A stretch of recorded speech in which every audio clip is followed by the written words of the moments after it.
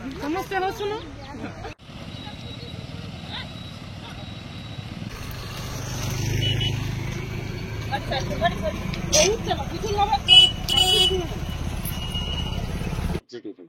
ମୋ ନାଁ Samarendra Mahapatra, traffic inspector RTO office Balasore. Sir आज जो सकाल सकाल पूरा चेकिंग चलती सर को विषय चेकिंग चलती कौन सर जो गाड़ी रे सब क्यारिंग गुड्स गाड़ी रे क्यारिंग पैसेंजर को करूଛନ୍ତି ଏବଂ 10-15 ଲୋକ ଠିଆ କରିକି ଡାଲାରେ ନେଇକି ଯାଉଛନ୍ତି ଏବଂ ସେ ଯାହା ଦ୍ୱାରା କି ଦୁର୍ଘଟଣା ହେଉଛି।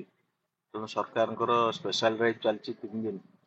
ଆଉ ଆମେ ତ ଆଗରୁ କରୁଥିଲୁ ଏବଂ ସେ ଦୃଷ୍ଟିରୁ ଦେଖିବାକୁ ଗଲେ ଓଡ଼ିଶାରେ ବାଲେଶ୍ୱର ଜିଲ୍ଲା ବି ଗୋଟେ ଏଇ ସବୁ ଚାଲାଣରେ ପ୍ରଥମ। ସେ ଏବେ ବି କମିଶନର ସାହେବଙ୍କ ଅର୍ଡର ଅନୁସାରେ ତେଣୁ ଯେଉଁ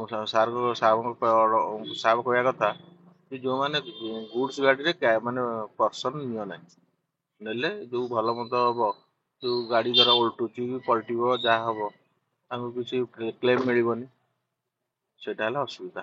सर ए चलती श्रावण मास चलती सर गले जाऊँ सर बहुत ଚାଲାଣ सर देखिए ଶୁଣନ୍ତୁ ଚାଲାଣ ହଉଛି, ଯେତିକି କରିବା କଥା ଆମେ କରୁଛୁ, ତା ବାଦ ବି କ୍ୟାମେରା ଟ୍ରାକିଂ ବି ହଉଛି। ऑनलाइन चालान कराओ सर बोले गाड़ी सर आज केते गाड़ी से बस्तर धरा ଆଜି ସେ ପର୍ଯ୍ୟନ୍ତ 8ଟି ଗାଡ଼ି ଧରା କଲାଣି। फाइन सर केते फाइन ଆଇନ ବାପାଙ୍କୁ ଜଣେଇବି। सर हमर केवल बालेश्वर जिल्लार बस्ता ब्लॉक ना सर प्राय जिल्ला सारा ମୁଁ ଜିଲ୍ଲା ସାରା କରୁଛି, ପରଦିନ କରିଥିଲି ଜଳେଶ୍ୱର, କାଲି କରିଥିଲି ନୀଳଗିରି, ଆପଣଙ୍କ କାଲି ସକାଳ ବେଲା ଏଠିକି ଆସିଥିଲି, ପୁଣି ବେଶୀ विभिन्न स्थान सर ଚାଲିଛି।